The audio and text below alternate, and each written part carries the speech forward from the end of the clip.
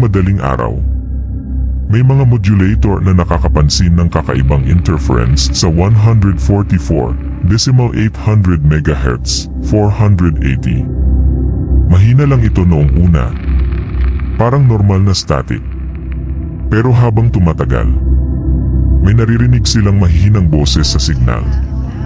Hindi malinaw. Parang maraming taong sabay-sabay nagsasalita. Akala nila skip propagation lang. Hanggang sa may isang modulator na nag-record ng transmission.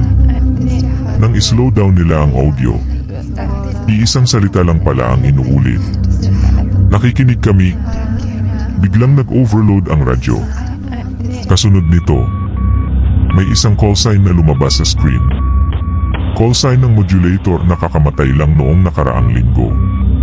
At bago tuluyang mawalan ng signal, may huling narinig sa frequency. Huwag kayong sasagot.